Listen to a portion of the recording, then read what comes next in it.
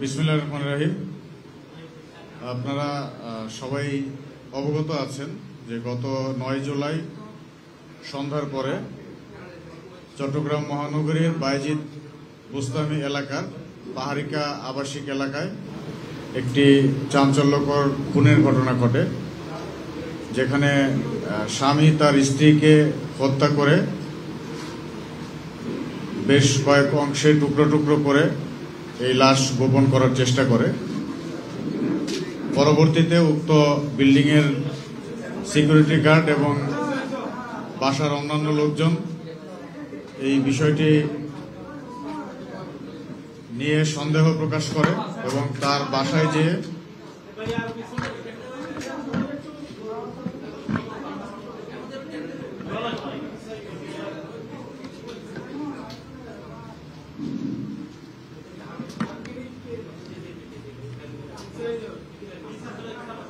পরবর্তীতে ওই বিল্ডিং এর অন্যান্য লোকজন এবং সিকিউরিটি গার্ড তার বাসায় গমন করে এবং বাসায় গমন করে যখন দরজায় কলিং বেল দেয়, কলিং বেল দেওয়ার পরে প্রায় 30 মিনিট পরে সে দরজা খুলে। অন্যান্যদের যখন সন্দেহ হয় বিষয়টি নিয়ে, তারা জোরপূর্বক বাসার ভিতরে প্রবেশ করে এবং বাসার বিভিন্ন অংশে রক্তের দাগ দেখতে পায়।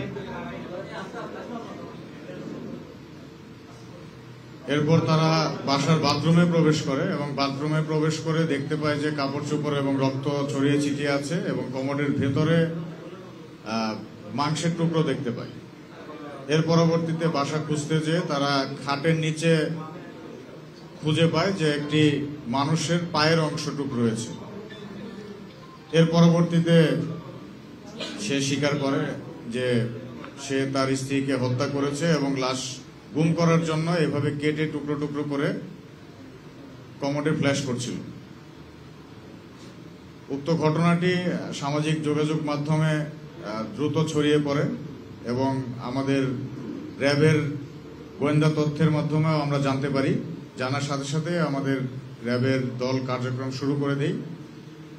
তখন থেকে শুরু করে গতকালকে বিকেলবেলা এই আসামি সিলেট এবং বিভিন্ন এলাকায় সে পালানোর চেষ্টা করেছে।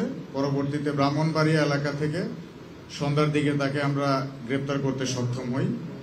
তো ঘটনার 42 ঘন্টার মধ্যে আমরা এই আসামিটা গ্রেপ্তার করতে সক্ষম হয়েছি। পরবর্তীতে আসামিকে জিজ্ঞাসাবাদে সে যতটুকু জানিয়েছে, সে দাবি করেছে যে তার স্ত্রীর নাকি পরকীয়ার সম্পর্ক ছিল। এটা তার দাবি, তদন্তে বিস্তারিত জানা যাবে। এবং আরো জানিয়েছে যে সে তার স্ত্রীর মাথা এবং 2 হাত কেটে ফ্রিজে রেখে দিয়েছিল এবং বডির অন্য অংশগুলো হয়তো কত পিস করেছে সঠিক সংখ্যা বলতে পারছে না, 15-20 বা তার থেকে বেশি পিস করে কমোডে ফ্ল্যাশ করে দিয়েছে। পায়ের অংশটুকু খাটের নিচে রয়ে গিয়েছিল যখন অন্যান্যরা যে দেখতে পায় বিষয়টা। এই ধরনের ঘটনা অত্যন্ত দুঃখজনক এবং এই ধরনের আসামিদেরকে আমরা আমাদের সর্বোচ্চ চেষ্টা করেছি আইনের আওতায় নিয়ে আসার জন্য, গ্রেপ্তার করেছি এবং আইনের কাছে সোপর্দ করব। আমরা আশা করি এই বিষয়ে আমাদের বিচার বিভাগ থেকে একটি সুবিচার আসবে। এটার পাশাপাশি বিগত কিছুদিনের মধ্যে আরো বেশ কয়েকটি চাঞ্চল্যকর হত্যা মামলার আসামি র্যাব 7 কর্তৃক গ্রেপ্তার করা হয়েছে। যেমন রাউজানে ইঞ্জিনিয়ার বকুল হত্যার যে ঘটনা ঘটেছিল, তার 3 জন আসামিকেই র্যাব 7 কর্তৃক গ্রেপ্তার করা হয়েছে।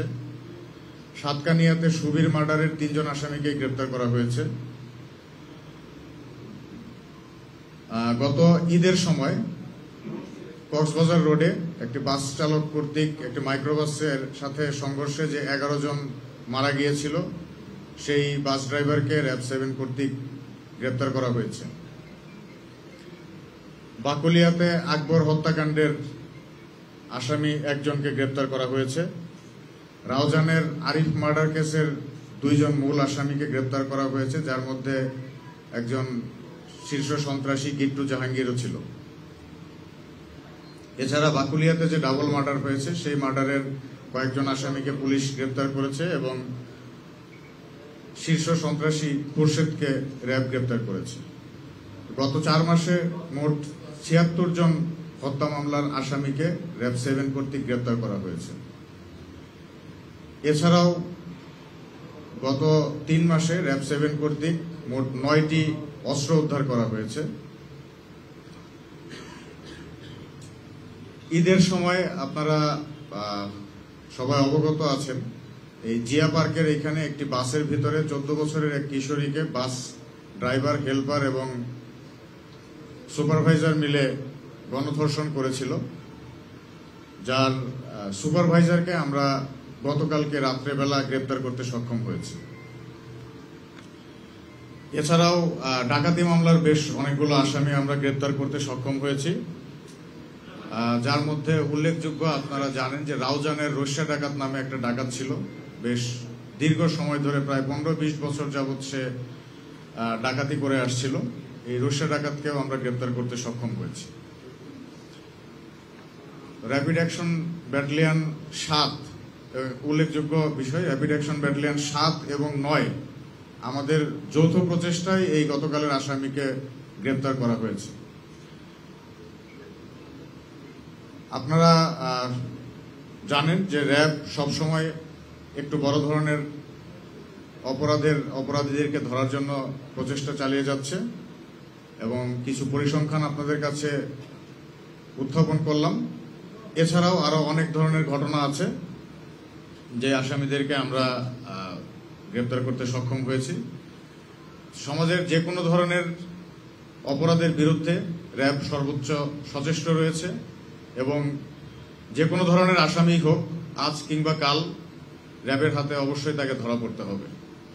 সবাইকে ধন্যবাদ।